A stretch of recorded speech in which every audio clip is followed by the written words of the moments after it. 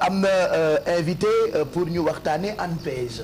exactement Pape Cheikh comme ni ma ko diggee woon tey dañuy dalal madame Bousso Sarr Dia donc qui est responsable pôle accueil orientation au niveau de l'ANPEJ, agence nationale pour la promotion de l'emploi des jeunes. Bonjour madame Sarr. Bonjour Kia, merci pour l'invitation. Bonjour à tous. Alors bon. Oui, je les connais toutes. Elle, tu la connais pas trop. Ah, je la connais très bien. Doublon Bijou Ndiaye bi fi nekkoon la. Ça c'est Bijou aussi. Tu la connais elle. Ah, elle a un peu changé hein. Elle a pris du poids hein. C'est vrai hein. Je suis en forme. Exactement.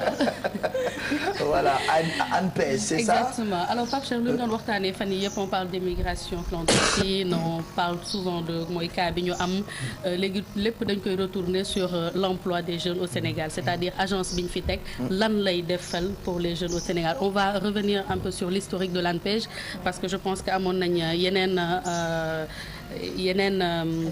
yeneen agence yu fi nekkoon avant l'ANPEJ et que démb waxtaan nañ tuuti ci ANPEJ ba mu commencé ba tey ndax mën nañ ñëwaat un peu ci historique bi. Effectivement, merci beaucoup Kia. Donc comme ni nga ko waxee en fait am na historique am na yeneen agence yu fi nekkoon avant telles que ANEJ, FNPJ, AGEP, ANAMA. donc yooyu yëpp le président tas def ko benn muy nekk ANPEJ. lu tax parce que dañu gisoon ne intervention yi dañoo bari lool dans le secteur de l'emploi donc inefficacité am donc mu boole lépp def ko benn mu nekk benn agence muy agence nationale pour la promotion de l'emploi des jeunes mu créé ko le 9 janvier 2014 ñu lancé suñu activité le 27 août dernier donc loolu mooy historique bi nga xamante ne am nañ ko en fait en tout cas mooy historique ko ANPEJ ba ANPEJ soso fi ba mën a jàppale ndaw yi ci seen wutum liggéey. mais lan mooy objectif u ANPEJ ndax mën nga ñëwaat ci mission yi. ci mission yi donc ANPEJ aujourd'hui tey comme ni nga ko waxee am na jeunes yi ñu ngi xaar lu bari ci wàllum liggéey.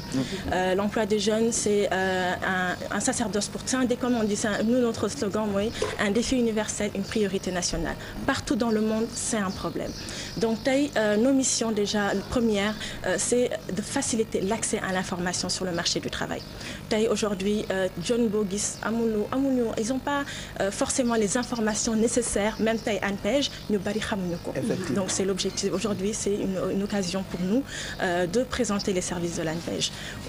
Une autre mission que nous avons c'est renforcer l'employabilité des jeunes. Aujourd'hui on a à travers les profils que nous recevons nous nous rendons compte que les profils sont beaucoup trop théoriques et pas assez pratiques. Là, les entreprises recherchent des compétences et qui ne sont pas forcément, qui restent très théoriques à l'école. Donc, sortant de l'école, elles ont malheureusement pas, les formations ne sont pas, comme on dit, la formation en alternance n'est pas du tout privilégiée dans le système éducatif au Sénégal. Donc, c'est pour cela que nous, l'ANPEJ, dans le renforcement de l'employabilité, nous avons pendant plusieurs mois, avant bien entendu le lancement des activités et jusqu'à présent, nous sommes à la recherche des partenaires pour pouvoir signer des conventions de stage, des conventions pour faciliter l'employabilité des jeunes. Comme j'ai toujours tendance à dire, les entreprises en général, quand elles demandent des compétences, l'expérience professionnelle, ils la demandent également. Donc, un jeune qui a la possibilité de faire plusieurs stages dans plusieurs entreprises, dans son domaine d'activité, ça va lui donner le maximum de chances pour pouvoir faciliter son insertion professionnelle. Donc, Lolo, en fait, ça fait partie donc, de nos missions. Un autre axe de nos missions, c'est de promouvoir l'auto-emploi. D'accord. Donc on a, comme les statistiques le démontrent, on a quand même plus de 200 000 nouveaux demandeurs d'emploi qui arrivent sur le marché du travail. Chaque année ? Chaque année. Avec au plus 40 000 offres d'emploi salariés. Donc ce qui fait qu'on voit très vite le gap. Et au fur et à mesure, chaque année, l'ordre de fait yok. Donc qu'est-ce qu'on a comme alternative? C'est de changer de paradigme, c'est d'être, les demandeurs d'emploi deviennent des créateurs d'emploi en créant leurs propres entreprises. Aujourd'hui, on voit pas mal de jeunes qui ont des projets innovants.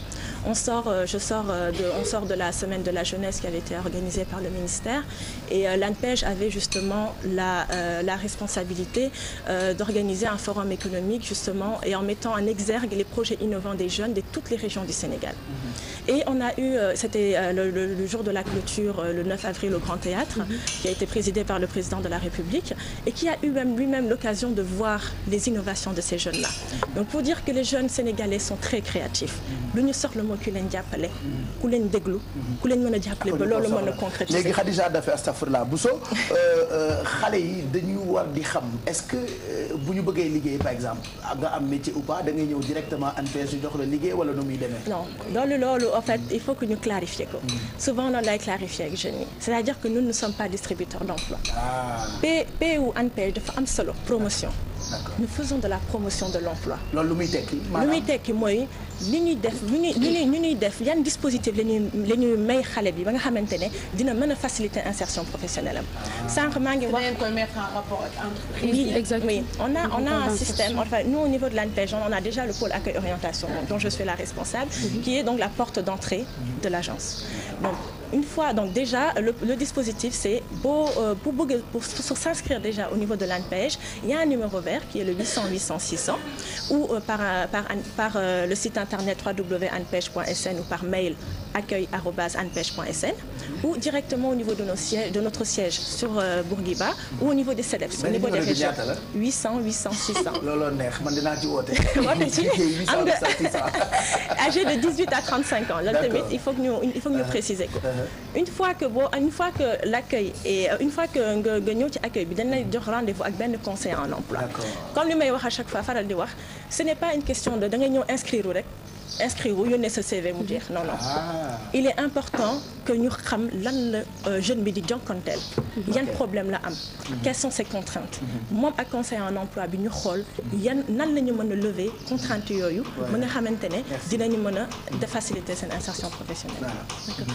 Mais pour par exemple jeunes yi nga xamante ne ils sont déjà porteurs de projet est-ce que am na financement boo xamante ne ANPEJ mettre na ko en place pour accompagner leen. Effectivement.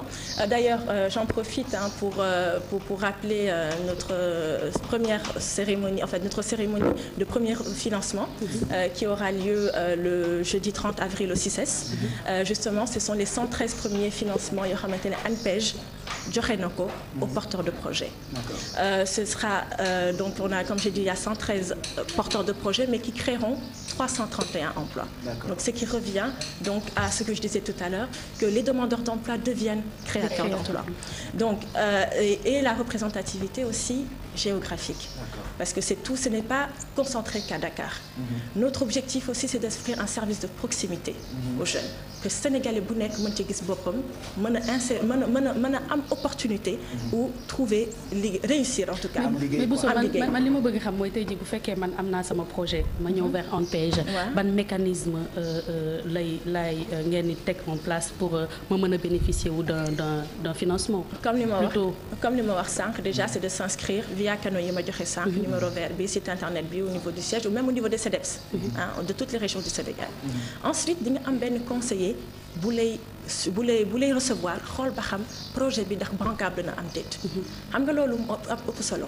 amul lu bari li fi amoon ñu njëkk mooy on te donne da ngay ñëw rek ñu jox le projet financé ko te du ñu xam sax les risques qu'il y a derrière. Loolu on a mis tout un mécanisme aujourd'hui qui permet non seulement en amont avec le conseiller en auto-emploi et le demandeur de liggéey projet bi. Que le jeune soit impliqué dans le projet. Que toutes les étapes puissent être suivies. Que ce soit d'identification, l'idée de projet, que ce soit l'étude de marché, que ce soit la recherche de financement. Et le financement donc nous parce qu'il peut y avoir des projets qui vont au-delà des lignes de financement que nous avons mis en place. Donc dans ce cas-là tamit ñun dañ lay accompagner pour nga mën a bénéficier wu ci financement yooyu.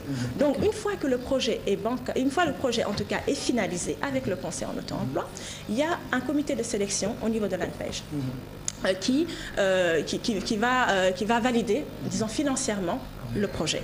Une fois que le projet est validé, il va à notre partenaire financier, qui est en l'occurrence CMS, puisque nous avons le fonds d'entrepreneuriat jeune.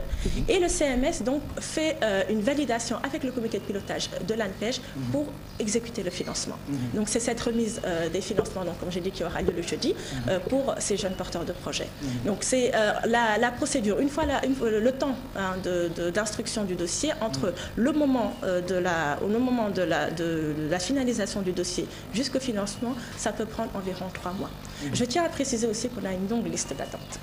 loolu moom ça on a quand même là depuis notre. taux de chômage bu kat dafa yokk ñu bëgg liggéey te ñàkk koo bëri. et que ñëpp xaj nañ ci muy menuisier yi di tailleur yi képp koo xam ne pas forcément nit yu jàng am diplôme mais képp koo xamante ne am nga projet bëgg nga ubbi sa atelier je pense que nit yooyu également mën nañ ñëw ANPEJ ñëpp lañ ci nekk. c'est bien jotaay yu mel nii di communiquer pour xale yi xam ne am na quand même ay plan yoo xamante ni suñu ay njiit ñu ngi jéem teg nañu ko pour jéem jox ñëpp liggéey ñun tam suñu côté moo tax ñu indi jóg job pour tous les matins incité ku ci ne nga xamante ni li ñu war ñun ñëpp rek ndaw yi mooy jóg di job yi et voilà donc ANPEJ mu ngi fii et ñu ngi leen di gërëm.